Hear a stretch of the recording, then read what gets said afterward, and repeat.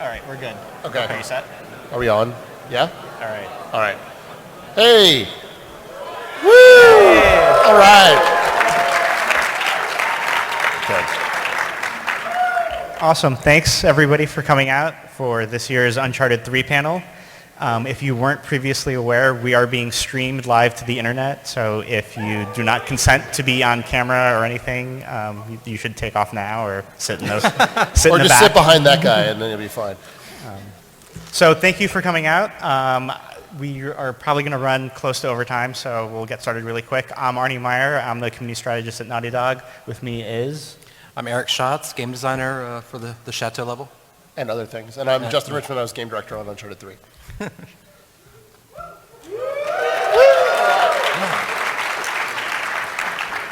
So to start things off, we just wanted to give you a quick rundown of what we're going to do today. We want to show you a behind the scenes of what it's like to build a level at Naughty Dog. If you were here 2 years ago, we took you through designing a level. This is more about like the actual process of once we get it going, showing you every step along the way. So the first thing is, where are we going again? Where was this level set in the game? Oh, spoiler alert, if you want to leave and play this game, leave right now because we will ruin this level for you. And other levels. And other levels too, yeah. So if you don't want to know anything about the game, leave right now. So where we're going, this is the third level in the game. It's right after the London Underground.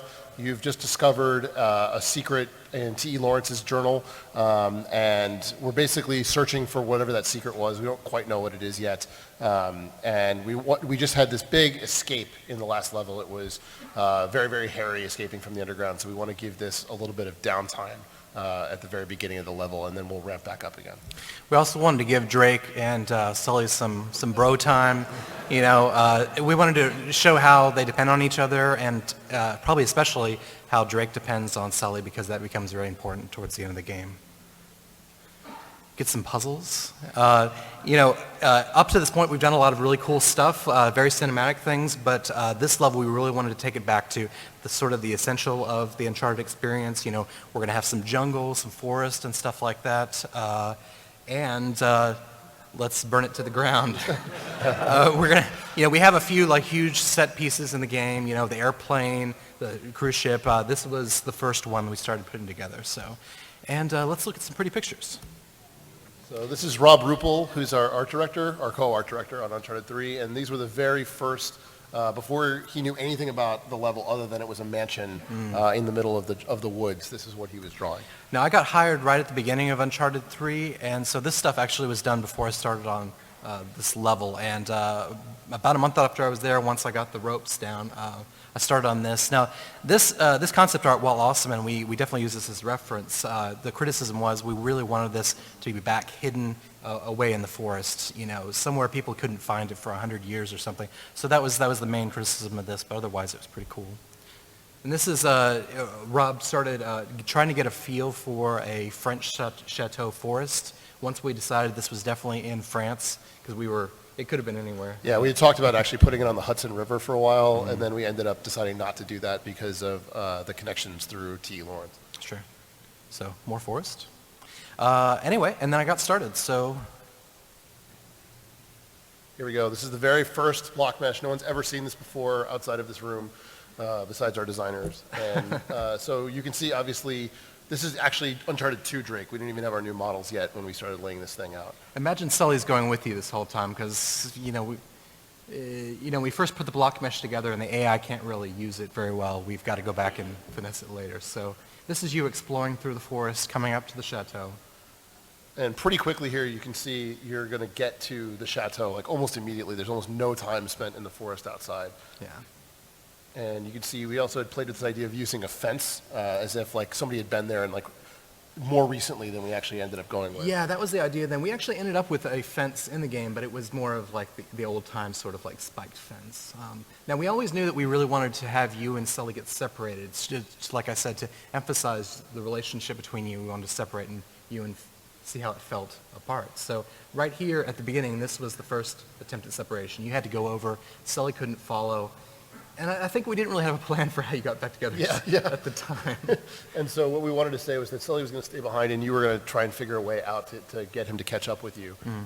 And then right here, we actually did this entire sequence ended up being cut from the game, going down towards like a waterfall area, and then this one is a cave. Well, yeah, we if you play the final game, you see there's a huge gorge that you'll see that actually is right next to the Chateau. So a lot of times, early on, I was playing with what if you're actually on the side of the gorge, that sort of thing, and there was this stream coming from sort of a dammed up lake that was up there. So there was this idea that there was a lake up there, and you'll see it in just a moment, but the idea was that you would drain the lake, and then there would be something under a lake. Like almost like a puzzle. We had a puzzle plan for under the lake. Yeah. But, and so here this is the first time you actually enter the Chateau, and this ended up becoming part of the level later on, right? Not really. Actually, this is the first draft of the interior part of the multiplayer level. Oh, that's right. We'll describe how that worked out later.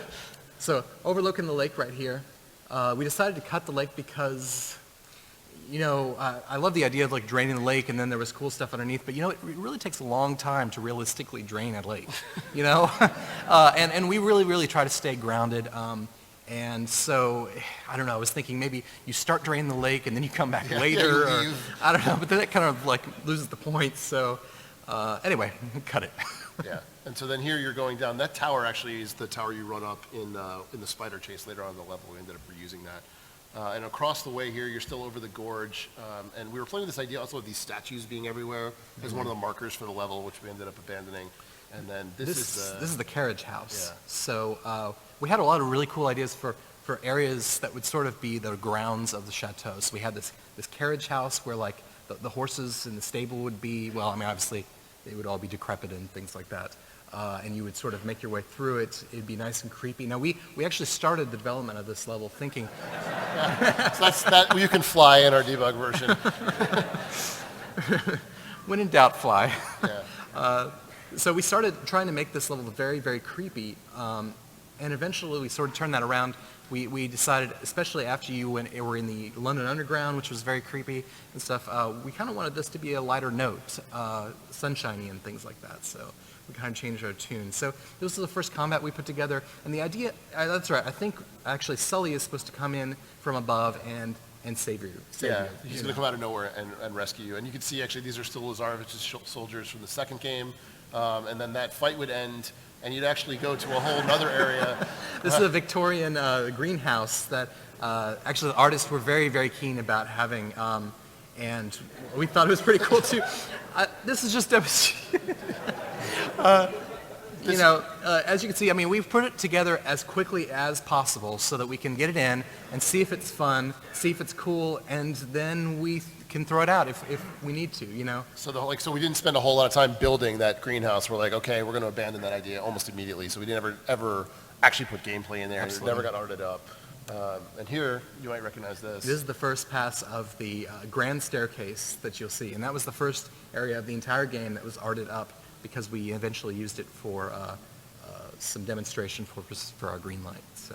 And then that cut, we were going to go underground at some point. And so we didn't know quite where we were going to do it. And this climb ended up in the game. It's the climb out of the spider cave and into the first courtyard. Yeah, where the well is. But it's mirrored. It's backwards. In the game, we ended up reversing everything, and we'll show you a graphic of that in a minute. Yeah. This is a really cool climb. The rhythm of it was awesome, and so we decided to keep it. We just ended up flipping it over. And that actually ended up going into the spider chase instead of coming back outside. Yeah, so we had this cool spider idea, and I started putting it in together. So this is the first iteration of it. It's very, very similar actually to what you see at the end, except actually mirrored. But like right here, for instance, that's where you pick Sully up, and then you stumble up, and then actually this was a bunch of prototyping we did about the idea that the spiders didn't like light, and if they didn't like light, you needed to get between different lights while they were chasing you. So there's another lamp up there, and you're taking the risk running from them, and they're pretty persistent. Yeah. And this was also just a test to see whether the engine could even handle massive groups of enemies at the same time. We had never done that before. So even though, this was prototyped here, we liked it, but we decided we really wanted to ramp up the spiders a little bit more over the entire course of the game. So this sort of gameplay actually ended up in the Syria level. just we just wanted a little bit of it in the chateau. We ended up putting the whole thing with Cutter actually came from this idea when you're tossing the things to the different lanterns. Yeah, so running after you. And then up here, again, another lantern. You're still underground. And this gets into some of the stuff we'll start talking about in a minute about why we ended up changing the level the way we did. I love the idea of you have to jump over the spiders. Yeah, that's awesome. Oops. And then live. Jump over the spiders and then meditate. So that's very simple. This made it in Syria. Yeah, this is actually pretty close to what it was in Syria. And then the other idea we wanted to play with was that the water would knock them off, which wasn't even prototyped here, but that was the idea behind it. And so that was the very first level, right? Not bad. Not quite shippable just yet. Yeah, exactly.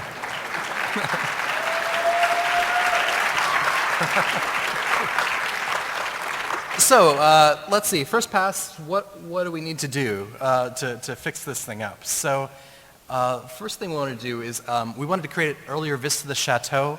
So I visited a castle in England once that they did this really cool thing. As you approached it, you saw just a tiny piece of it through the forest, and then you got a little closer and you saw another piece of it, and that's the sort of thing I really wanted to do with this. So we tried to adjust that, make the forest approach just a little bit longer and a little bit more teasing, I guess. It's something that comes from theme park design, actually. It's like if you go to like Disney World, if you look forward in the park, they're always teasing you the other lands, like when you get into that main area. And so that's one of the things we try to do in our level design. Yeah, next thing is that we really did spend a lot of time outside. And we had all these, like I was saying, the cool ideas for like the Victorian greenhouse and things like that. And then we realized we never actually got in the chateau much, did we?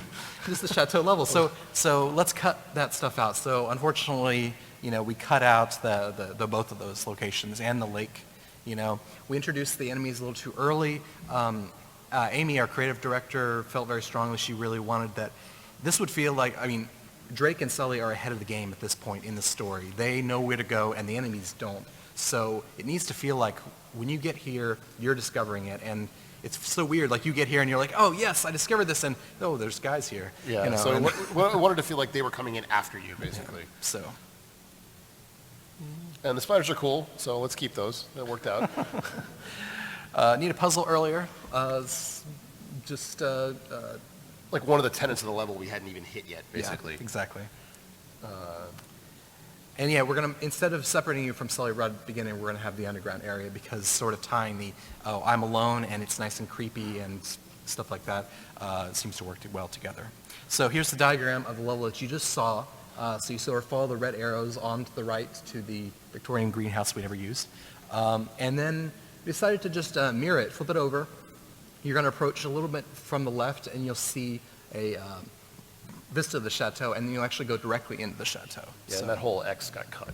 And now we're going to go in the center of the chateau, or the middle of the chateau. We need to figure out what that looks like. So we started getting some awesome concept art.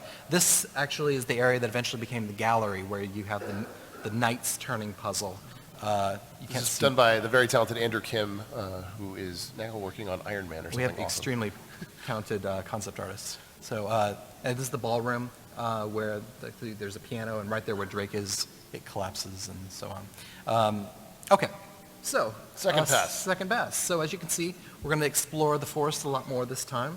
And eventually, the artists were very excited about portraying the forest, so we kind of just let them run with it. And you'll see this area does not really match up with what you play in the final game. So it worked a lot more directly with the artists on that area. So here, instead of just being able to head over to the right to head up to the chateau, there's the peeking view of it. A bit of a drop, I suppose. So you can't just go to the right, and that forces you up here to the left, which is sort of it's the same layout that you'll see in the final game, but we kept finessing it. And so one of the things with the Vista is you want to make sure people see it, so we try to do tricky things like this, like make you get into an edge around where we can do a cool camera and show off the Vista while still leaving you in player control. Yeah, why have a giant wide that no one sees? Yeah. So. So here he's actually coming up to the house again. So this actually ended up becoming that area right here. This is almost exactly the same. That's the final game, right? So you'll recognize the lawn art. The car was back before that with where the busted down log is. So here we'll come up right to the Chateau, and this is very, almost exactly like it was in the final game. Obviously, we added a few things here and there, but you get up to it and you actually enter right in, climbing in. And one of the reasons we changed the climbing path here is because we playtest a lot. We had almost 300 people playtest the game, and they had a very hard time figuring out actually what they were supposed to climb on and what they weren't. And so we ended up actually slightly modifying the path to make it more interesting and still let them figure out how to get in. Here's going to fly again because it doesn't work. Sometimes you can't really climb there, so we'll just fly. And eventually we built the tower extends all the way up so that there's a secret at the top, but that's not in this. So we dropped down here, and this was put in, and then we realized, we actually we don't even have that mechanic where you can slide down a rope in Uncharted 3. Yeah, you can't ever enter a rope from the top and slide down it, so we had to change that. But this is the room with the big, huge chandeliers where you puzzles. swing on them. So you let Sully in there. I'm sort of pantomiming it because Sully doesn't actually work right here. But the original idea was that it was attached to this sort of column, and you would slide it up an incline, and it would drop the chandelier, and you would then be able to swing across the chandelier. And that sort of concept still made it in the final game, but we worked it over and over, and Sully opens the door for you, and So down here, the idea is that you would come in through here, and as you were squeezing through, it would start to collapse on you, and Sully would shove you from behind and keep you from dying, basically. So really, this is one of those moments where we're going to emphasize that Sully's got your back. And so we ended up moving that actually into the room right before the night puzzle because we needed a way to gate you from going back. And so we just moved that. We took that exact moment and just moved it later on. Yeah. You'll see, we do a lot of layout, and eventually we decide, we really like that moment, but it doesn't really work in the pacing that we're trying to go for the level. So let's try to transplant a bit. So as you can see, this is Tegan Morrison put this together as our sort of art test to. It was our green light meeting, actually. We had to show off. We have to show off the level. We have to show the game off to Sony to prove that we're actually making something. And so this was the level that we started with our art, and so it ended up being like the very, very first thing that took all the way through to completion. Yeah. This is the courtyard. It's pretty much exactly the same. It's just narrower because we ran into a bunch of memory problems. And then there's this idea of the basement, and we played with that a couple times here, right? Well, we were really trying to create the idea that this chateau had layers upon layers of history. Maybe the first part of it was built in the 1200s, the second part of it, 1700s, 1800s, that sort of thing. So we were showing there's down here in the basement, there's the ancient part of the chateau, the foundations of it, and everything else was built upon it. So you're now exploring down here. So the idea back there that we sort of skimmed over was that you would jump down while you were exploring and just fall through the ground and end up down here, and that's how we were separated from Sully now. And that squeeze through actually ended up in the final game. That's where the spiders get on you for the first time when you're squeezing through there around the edge of that tower. All this area, we essentially made it in the final game. We cut back. There was a bunch of the swimming part and stuff, and we just realized it was kind of slowing things down too much. So we get to right here, and now you would actually come back out in that cave, which in the first iteration is the one you went into. Yeah, you recognize this.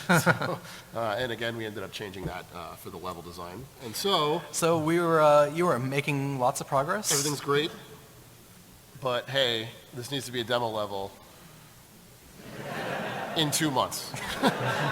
So it was panic time. We realized that we had the level we had originally decided to show off for the very first time. We ended up backing off on because the technology didn't exist yet, and so we were leading up to the VGA's announcement, and so we had a trailer that was getting done, and this was the first playable level that we were going to show to the press as soon as we announced Uncharted 3. Yeah. So, all right, so what do we do? Let's jump to the end of the level. Which we haven't designed yet. Yeah, might as well. On a micro level, it's going to be the same as the macro. We're going to have a little bit of downtime with Sully, and then things are going to get crazy. There you go. Then things are going to get crazy. And let's start throwing in some people. Thugs. This is when we knew that we were going to have Euro thugs. That was the people in the bar. We knew that was going to be one of our enemy classes, so we could show them off, and then escape the collapsing building. So here's some concept art, the very start of the demo, the fire demo, which many of you probably seen. This is a key piece, and so in the actual game, that looks exactly like it does in the game. And so what Rob and Andrew will do is paint those, and then the artist will try to match that, the light, the tone, everything, so that it looks just like This is the same area as that concept art you saw. So this actually makes it into the final game almost verbatim. we changed some things. These were actually cracks in the wall and not internal windows. But as designers, we need to make sure everything in the level is playable, including all of the collapsing things, the animating things, and so most of our designers are able to do some animation as well, at least simple stuff, and then we hand it off to the pro animators, and they make it very nice. But Here's the drop-down attack. This actually did not even end up in the final game. That's where we actually introduced that idea that you could drop down and kill somebody in the demo, but we actually ended up not using it there because we had that moment with Talbot that got added in later on where we actually see him start the fire because it was really important to establish him as being a really nasty guy early in the game. So this is actually pretty close. One of the things is on this wall here in the final game got cut way, way back. yeah, the problem we had is that people, naturally would just come down here and see this corridor and then just go for it. And they wouldn't ever go to the left side and see there would be guys like pouring gas and things like that. And so, yeah, we wanted to let them explore a little bit more. So we got to open it up.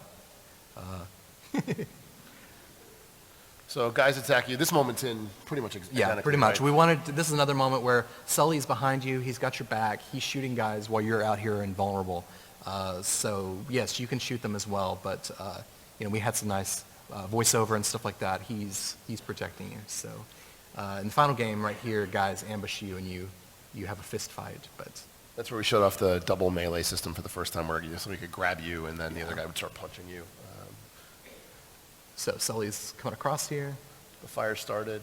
So Eric actually placed all these particle effects just as temporary to say, like, here's a bunch of fire that will eventually occur, but it's going to be a lot more complex than this when we finally Yeah, do it. we knew this was the place that the fire was going to start, but we didn't have a reason why it started or anything like that. So as we say, it's an iterative process, and we just start with what we know and just kind of build on it piece by piece until we make it nice.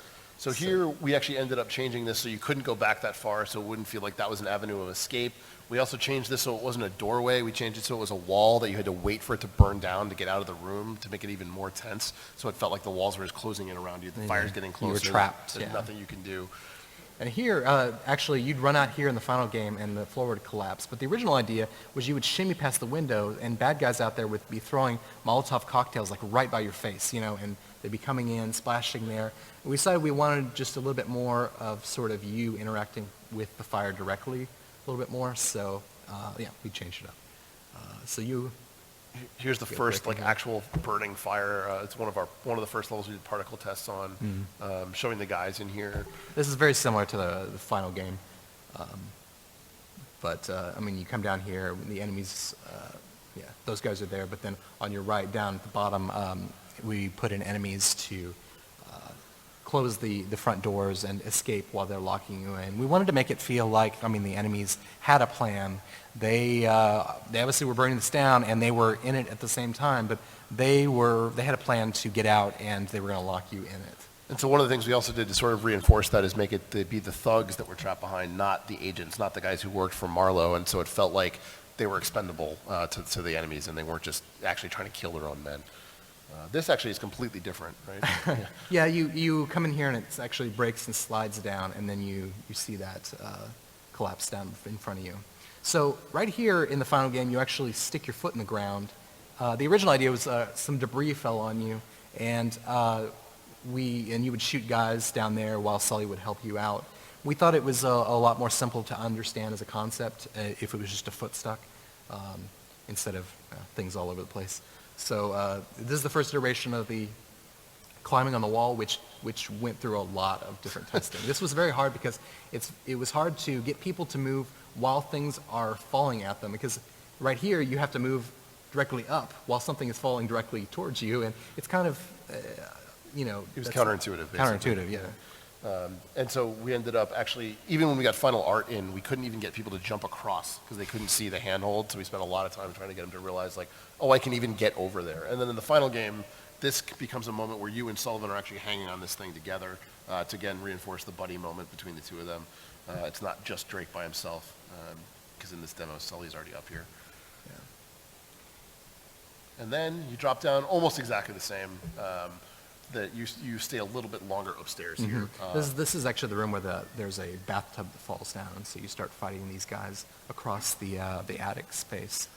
And so a lot of game design and Naughty Dog is like, trust us, it's going to be awesome, right? So like, it's a bunch of gray boxes, and you can see there's going to be combat, but the vision is eventually this place is going to be burning down. All this stuff's going to be getting burned and blown up around you, and there's going to be stuff flying through the air. But just as a proof of concept, this is about as complex as it gets. Now, the idea here was that there would be guys escaping through a door in the back of this room, and you're sort of heading towards it. There'd be I guess, daylight coming from there, and that's what drew you across this space. So, let's see. So instead of, so you're going to go all the way across the room. There's the door, and the idea was that you got down to the door, and it would collapse in front of you in a nice animation, and then you turn around, and there's more guys there fighting you, and you would then have to fight them back and crush. And so we ended up changing that because it felt like, again, we were trying to make it feel like these guys were actually escaping, and that you weren't just doing things and then things were happening because you did them. So we didn't want it to feel like, oh, I ran over there and so the door collapsed. We wanted it to feel like the door collapsed whether or not you were going to run over there. Yeah, so as you see, this is the end of the fire demo. You run to the ladder. And jump out. Jump on, climb for dear life. And so we literally, that was it. That's the end of the level. We had no idea. We're like, okay, let's just do that. That 7 minutes is all we have time for, and It's a cliffhanger. We'll figure the rest out later. And here's some of the concept of the original fire burning. So getting the fire to burn and feel realistic, it takes a lot of planning. So this was the first image that really kind of guided our process, showing how it was going to burn up the wall, across the ceiling, things like that. Here's our final of that same area, which we decided to make even redder. That was a concept by Eitan Zana, who's awesome.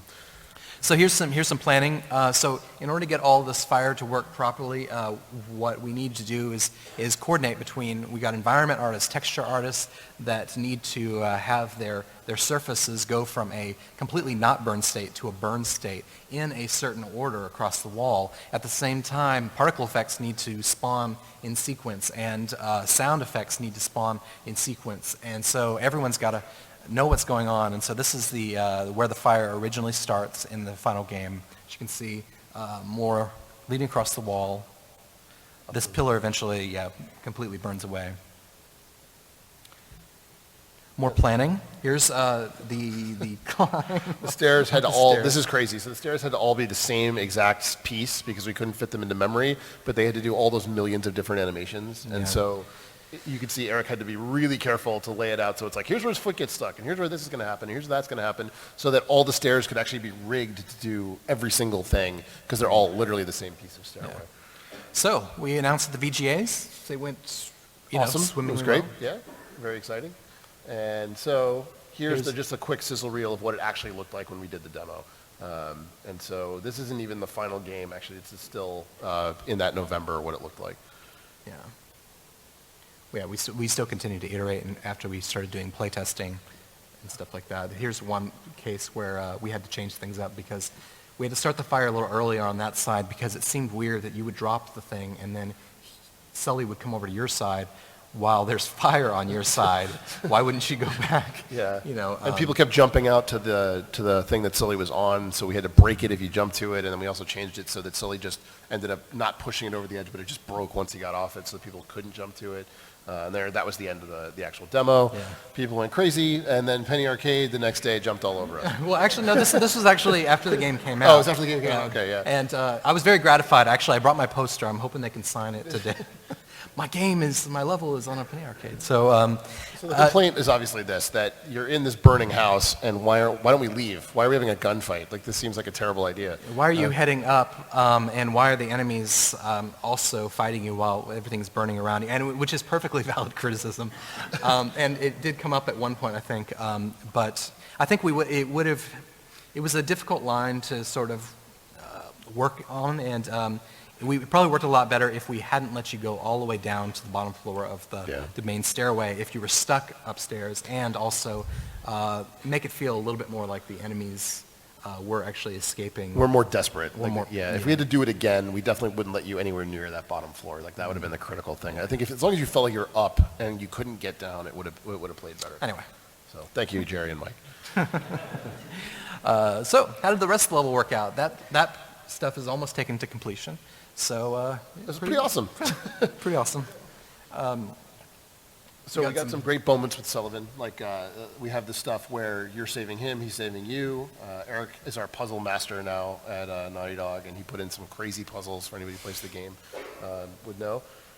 We've forced in our combat training where So it didn't grenade training, Grenade for training. instance, This is the first time you get a long gun, I think. No, it's not. Second time you get a long gun. And we've got the spiders going. And they got the spiders. So here's, okay, so what happened, we were finishing a lot of this stuff, we finished puzzles and stuff, and then we had this whole area. This is actually where that lake was. So what did we do with the lake? So we got rid of it, and we needed a multiplayer map that we wanted to do that was Chateau. So the idea was we were going to make this multiplayer map and also use the same sort of space for the single player and see how that worked out. So, you know, we hadn't really done that sort of process before. So this was actually a rejected concept art, but it was a concept art. It was the first concept art, yeah. But so here's the multiplayer space compared to the single player space in the final game. As you can see, I mean, we brought in the multiplayer a little bit to sort of make it a little more confining, because otherwise it was a really huge space. We had to close off some of the doorways and things like that so that it was more of a one-way sort of thing through here. Yeah, oftentimes in single player we had memory concerns that we don't have in multiplayer, and so getting everything to actually run, we had to be very, very cognizant of what you could see from where. We have a lot of like various, there's differences in what we want for our cover during combat for single player versus multiplayer, so you can see how that affects the cover there in the middle. And then also in the multiplayer, you were actually able to go inside the building, which you weren't really able to in single player so much, or were you? This actually, it's really hard to notice, but in the spider chase that you see below, this is actually using the same space as the multiplayer interior. We just closed off the doors, basically, and lit it differently. So puzzles. So this is an idea that I put together. It's kind of like a lenticular lens, and this is the original prototype of it. So you go up to a panel, and the idea is you see a different image on there depending on where you put the light around it. So these are actually Enochian, I guess, angelic symbols. But we ended up using Sabaean script instead in the final game. But so this was the first sort of prototype of that. And we liked that idea, but we thought it would be much cooler to actually have Drake be the light and move around it. So in the end, you'll actually have a torch and be walking around these panels on the floor. Headless Drake. Headless Drake. Drake's funny thing, Drake's head is very, very, very complex, and we have a lot of different versions of them, and so by default, he has no head in the game. We load his head and his body in differently, or separately. So in the final game, this is actually where there was a tile puzzle, and that was actually the last puzzle we put in the game. The reason why is because for story concerns, we wanted this is John Dee's lab, and we wanted it to be this secret discovery that you made, and doesn't feel very secret if there's not a secret door or something like that. Yeah, it's like, why didn't anybody else just come in here and steal all this stuff? Yeah. So we wanted to sell the idea that it was actually a secret. We'll just fly down there. Yeah. So that actually got in the game. It just there was a table over it, and there was all the stuff with the cipher disk and the conversation with Sullivan that happens before that. Yeah, so this is the first iteration of that puzzle with the lenticular lens type tiles. You can see we ended up with a 7x7 grid up there instead of 5x5 that you see here. And the original idea for this is that, there you can see my first block out of that stuff right there. The original idea for this is once you unlocked it, it would open up this panel on the puzzle, and spiders would just spill out of there. And we were going to teach you throwing your torch. So you'd have to throw your torch up in there to disperse the spiders, and then you could climb up there and go in. And we eventually decided we wanted to save that for Syria. Right, so we changed it up so that you actually crawl under a space to get into the Crusader tomb. So It also gave us a good excuse to hide the fact how Talbot got into the room without you seeing him. So you were facing away from him. And yeah, exactly. So here's the sizzle reel for this is the final shipping level. You can see the artist just went crazy with the forest stuff. This is the first view you get of the Chateau. There's that same exact moment you can see from the block mesh. Yeah, one thing I really wanted is that at the very start of the Chateau, the very first thing you ever see is that giant tower, and then the very last thing you see in the level is that tower, as you'll see. Book ending it, nice and neat. So You can see the tower got extended up here, and this is that room with the that originally had that one little tiny thing that ended up becoming the chandeliers. We ended up shooting to let Sullivan in. One of the problems we realized with this room was you could do the puzzle before Sullivan was in there. There was something stopping you, and so we had to add in a couple things to prevent that. We had to force you to, Sully would have to help you to get up into the upper balcony, and then you'd be able to solve the puzzle. So just figuring out the order of how you discover the puzzle elements is really important for designing a puzzle. Here's that same room. Tegan added in a tree, which is awesome. Which eventually gets set on fire. Yeah, exactly. That was the other tricky thing, is all this stuff that was going to be lit on fire had to basically be built twice. And so we had to be very careful that we actually could load both those models when we needed them. Yeah. Here's the first spider moment, the thing where he falls in the water. All that stuff was in the block mesh. Mm-hmm. And that climb. That climb that was mirrored, which now takes you up to, the same well, but this one actually takes you outside where you start your first combat.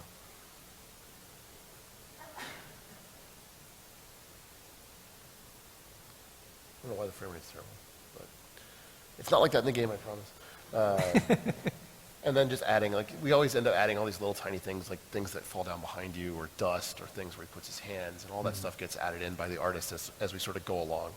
And here, the first combat scenario, you fight all these guys. We ended up adding in these trucks that could blow up. That actually came from the multiplayer test map. We realized it was fun to blow them up. So you ended up fighting. Well, we also need a reason why, how the guys got there. So we wanted to show, pull in, right? As you climb up from the well, the truck shows up. So they're actually arriving at that point instead of showing up earlier. So here, I just love this move. It's awesome. This is Jeremy. So Jeremy Yates, that move right there where he tosses the gun, punches the guy, and grabs it again, he's been trying to get that in since Uncharted 1. So there's the first time we hint that the spiders might have actually eaten somebody. This is the floor puzzle that's actually ended up hiding the room, John Dee's lab, and opens this cool secret door. Secret door. Awesome. And then come in here, and there's a bunch of stuff where you actually, one of the cool things about that room is that you can actually explore around and see some of the stuff that John Dee left behind. And then this is ultimately the solution to that puzzle ends up being the bottom row, obviously, instead of the top middle one. You can sneak in here. That's where the Crusader's buried. And Spider Chase. Yeah. So, It worked out. It's pretty cool. It's a pretty cool level. It has all of the classic elements of Uncharted and still manages to make them feel fresh, which is the best kind of level. So it has all the core tenets of our gameplay: is climbing, another moment, Sully. Sully saved you. Buddy moments, combat, and puzzles. Yeah. So that's the level. So that doesn't include the ending, though. If you remember, the last time we saw the ending of this level, we were on a ladder, and what we were going to do, obviously we need to figure that out. This is, the story requirements needs to, essentially Drake and Sully need to be presumed dead by the enemies, so that way they can get a drop on them in Syria. Yep. So, Fire Escape, all of that sequence has been pretty long and intense, and now we have to have something top it. that'll be at the end. We got to top that. And at one point we were like, maybe just jump out a window. Yeah, just be done. You'll be fine. You'll be fine. They'll just jump out a window. It'll be great. So this is the original prototyping of the ending. So you'll recognize this is the attic space.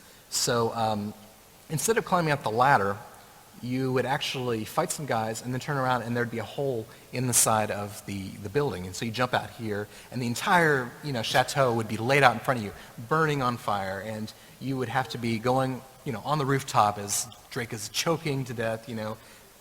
There's the tower and there's a helicopter up there. Now the idea is that, okay, the enemies, they've got a plan. They might be trapped in the chateau, but they're all heading to the top of this tower where this helicopter is airlifting them off. And only if we can get up there, we might be able to get out of here alive too. So let's try to do that. So imagine Sully's behind you, because right here is where the background artist had a heart attack. Right there. Well, not just yet. Well, actually, once you see everything, that's when they started palpitating at this point, and so we're like, oh yeah, you just build more of the tower, build more of everything. It'll be fine. This is like 3 months left in the process, pretty much.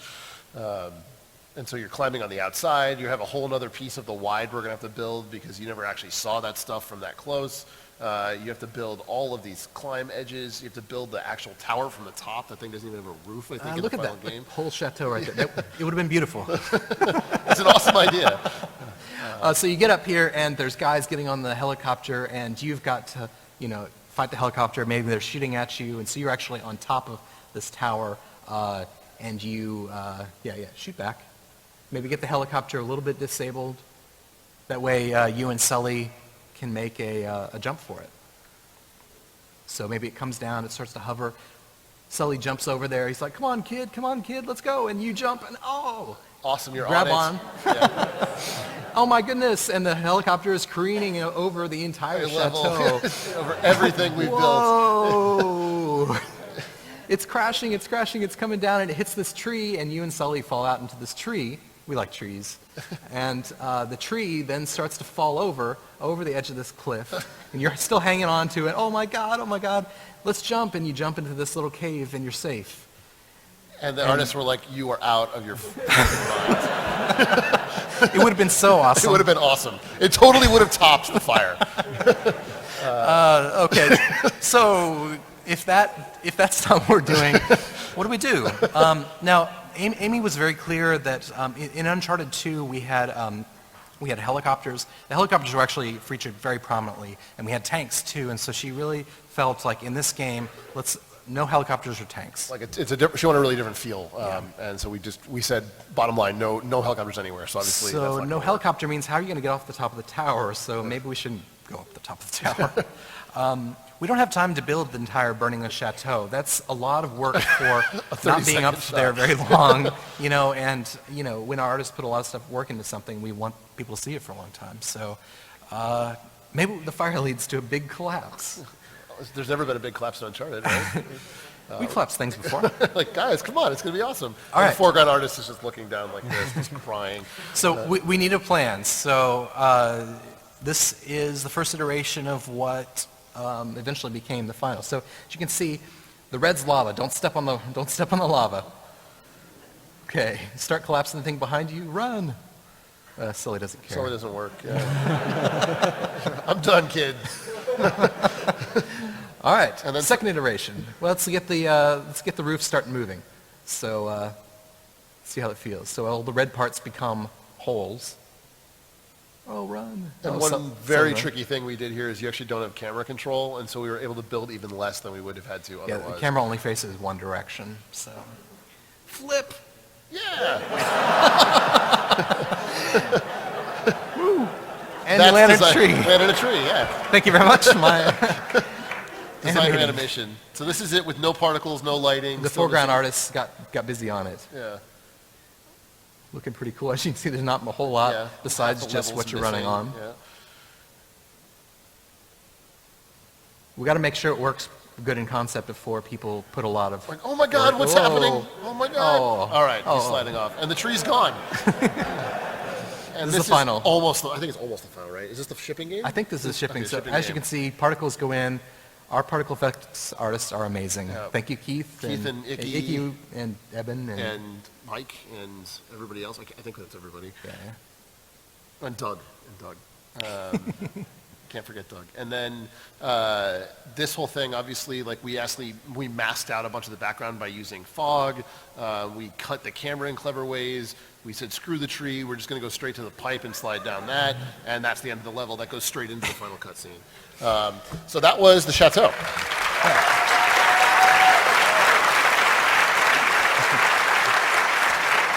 But Uber time. So this is the stuff everybody likes. Father issues. Enemies very close, taking cover on top of each other. And then here's a video of just some crazy stuff that happens when you're developing a game. Oh, we crashed it. He crashed it. All right, so imagine some crazy stuff happening. We'll see if we can get it back. Hold on. We'll get it back. So he does some crazy stuff. So really quick, we're almost done, and we actually managed to finish in a reasonable amount of time, so we'll actually have time for your questions. We'll just see if we can get this video up and running for you.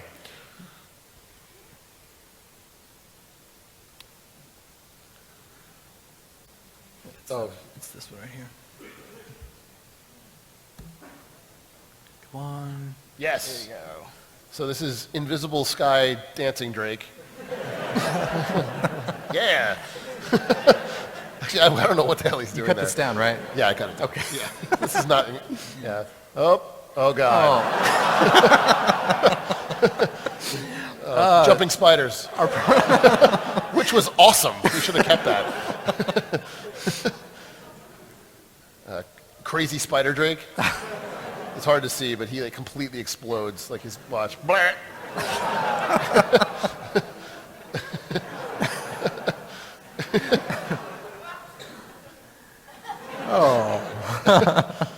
That's what happens when he has no animation and the rig is broken. Yes. It goes. Yeah. Whoop, whoop, whoop, whoop, whoop. Something is horribly wrong with Sullivan. He has mad cow disease. All right. So- Time for questions. Time for questions. So there's a microphone right here. Anything you guys want to know about any part of the game, it doesn't have to be restricted to this, and we can answer whatever you want. So come on up. Is it on? Yeah, all right. Yes, we got it. Cool. Okay, this is a really cool game. Like, Thank you. But it's like it's a big game with a lot of aspects to it, and now, especially like a level like this, where like you're in another country and you're in an old chateau. Where'd you get a lot of your influences for or your inspirations for like a lot of the different set pieces in this level and in other levels?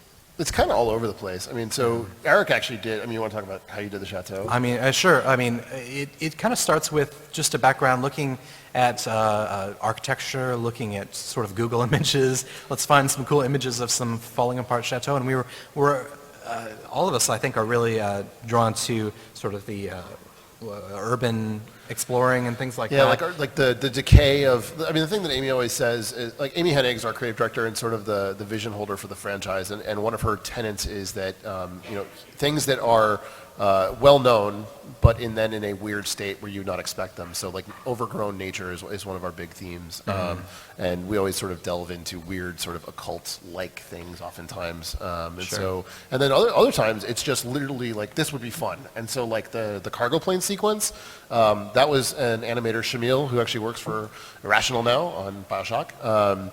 He had this crazy idea with our designer Kurt, and they're like, let's do a cargo plane sequence. It'll be awesome. And so they literally just made a video. It wasn't even playable, and everybody's like, that was amazing. We have to do that in the game. And so, and at Naughty Dog, we're pretty flat. And like people can come up with ideas from any department, and so they sort of come from all over the place. Yeah, I think we had an email list going around for a while. It was just like come up with crazy set pieces, and everybody was just free to throw things in. I think the cruise ship was also something that got thrown in like that email list. Yeah. Everyone at Naughty Dog is a designer, so it takes From like us the all. presidents all down, basically. Were there a lot of things that you wanted to put in but just weren't able to fit in? Always. But I don't want to talk about them. We always say, like, there's always stuff that is on the drawing board, and oftentimes things that like we can't fit in one game we might work into another franchise. Or Like the work into spiders, another for game. instance, Spiders. for Uncharted 1 originally. There's I'm trying to think. Like that punch move I told you about, and like making our melee system much more robust. Like a lot of those things just get done over and over again, and we ended up either cutting it because there's not enough time, or we don't think it'll be good enough. But then the next game we'll have time to do it. So, Yeah. Thank you. All right, yeah, thank you. Hi there. Hi. I'm curious who shepherds the map all the way through all the pieces. So once it goes from design to texture artist, is it a designer literally responsible for every single part of that map? Pretty much. We don't really have any producers so much, and so we generally, everyone sort of manages their own stuff, but it kind of falls to the designer to just keep an eye on how things are going, and I'm sort of the first person on it, and then the last person on it. It's like everyone's assets start coming in. It kind of funnels through the designer working on the level. And it depends on like what it is too. Like sometimes there's another designer, Kurt, who does a lot of our scripting. Eric actually happens to be a very talented scripter as well.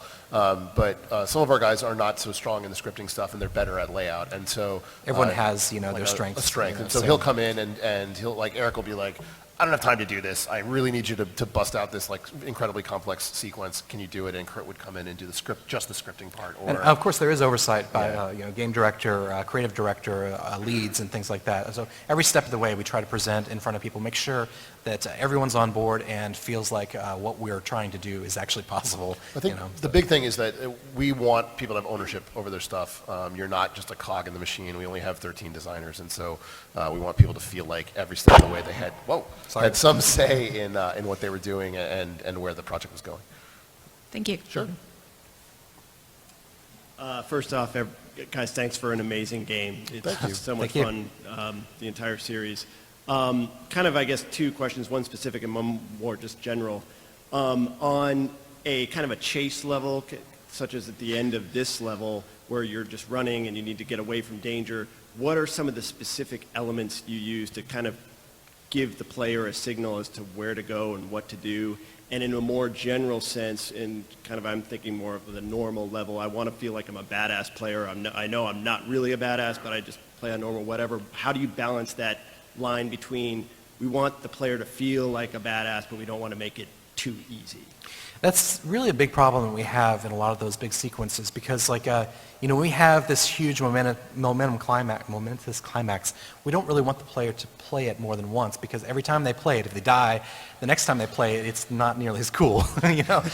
So that's a real big challenge for us because we want those sequences to be challenging. We don't want you just pushing forward and going, but at the same time, we need it to be easy enough so almost everyone is going to pass. So sometimes we make it a little too easy, generally, but as far as like where the player wants to go, generally... For the record, it wasn't too easy. I died a couple times. And I was like, Were you on I want to be a badass. Sorry about that. Yeah, sorry.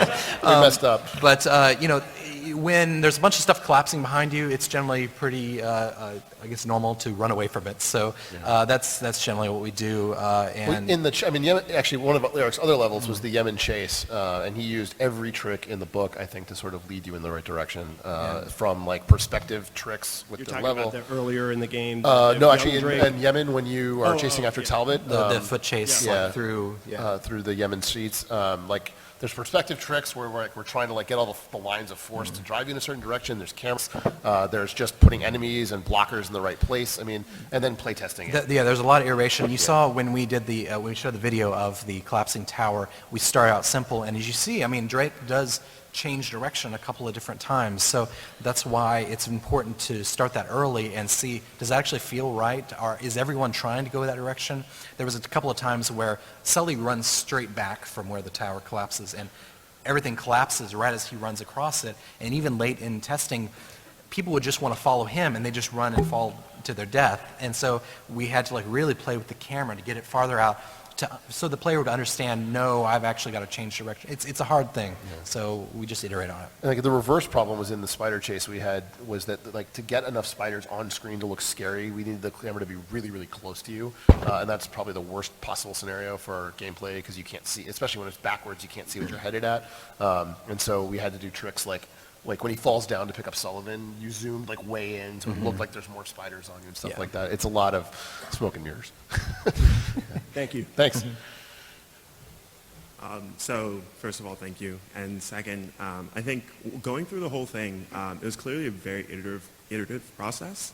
And you mentioned play testing a lot. And I think for aspiring game developers, that's pretty important because it's kind of you don't want to be developing a game for 6 months, a year, and then have no one want to play it. Absolutely. So I guess the question is, when going through playtesting, how many people do you have involved in each stage of the process, so from the initial mock-ups going forward, and how do you do it? It's a little different on Uncharted than I would say that, on Uncharted 2 even, it was different than Uncharted 3. The difference is when you have an established franchise, you don't have to play test the mechanics as much, so we kind of know what a combat setup is, we kind of know how the climbing works, so we tend not to test as early on. If you're developing a brand new game, testing the mechanics right away is the most important thing you can do to make sure that the game's actually fun, and get it in there, in just block mesh, whatever, and have whoever you can play it to tell you what they think about it. I feel that especially beginning mechanics is really important to get sort of one-on-one play testing. And a lot of times we'll just do it with people in the office that,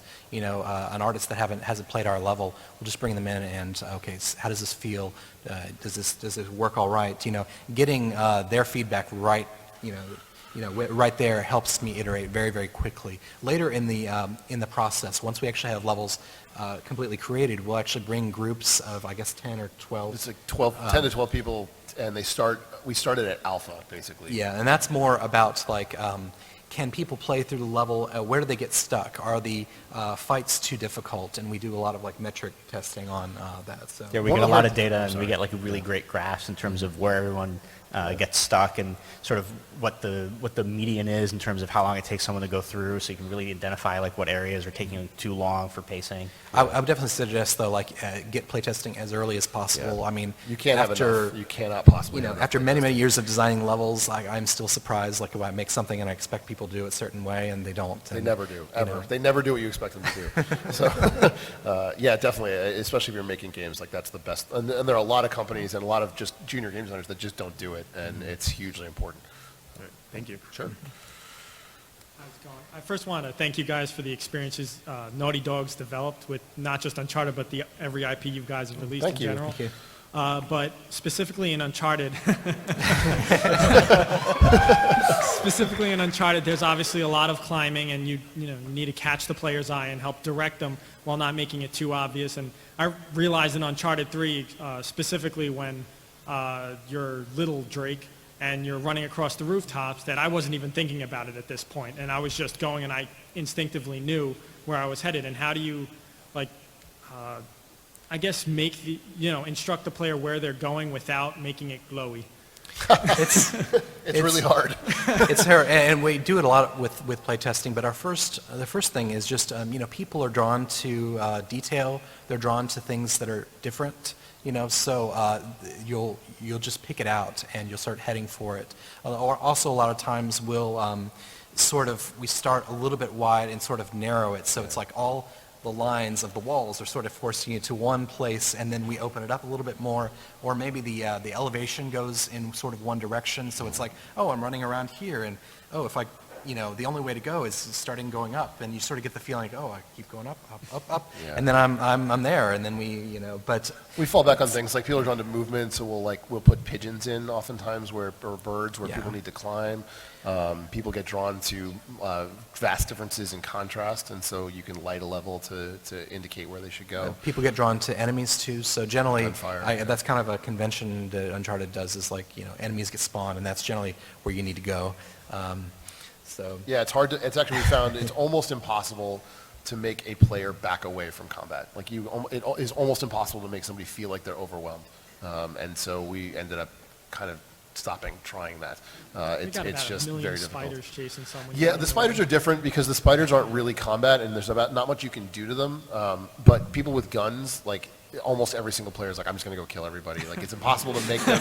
It's too bad. Like it's a weird problem in game design. Like you basically can't build a force that's strong enough to make the player always just feels like I could have done it if I had played it slightly differently. If I could have gotten through this, even if it's impossible. And so they just never give up trying.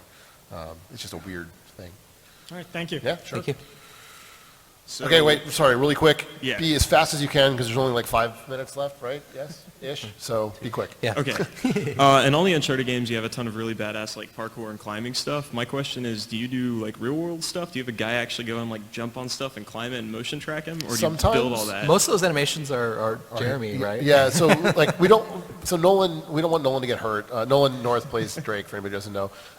And we don't want the actors to get hurt, so either we hire a stunt guy, and we've got a bunch of them, or we get Jeremy, our lead animator, will jump in the suit and he'll do it himself.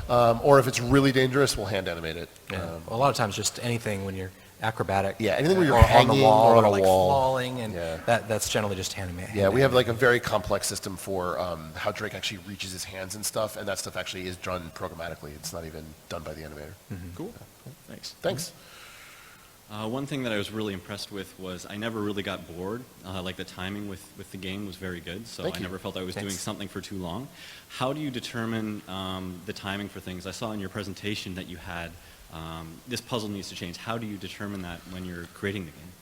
Well, We play test it internally, and we'll like a lot of times when it's really early, we'll all be like, "Wow, that's just way too long." Just like in the office, we're just sitting there going, "Like this doesn't work." And we'll sort of diagram it out like this, over the course of the level, this is kind of the pacing we want, and we want it to be intense here, we want it to be fast-moving, then we want it relaxing here, and we do that for the whole game, too.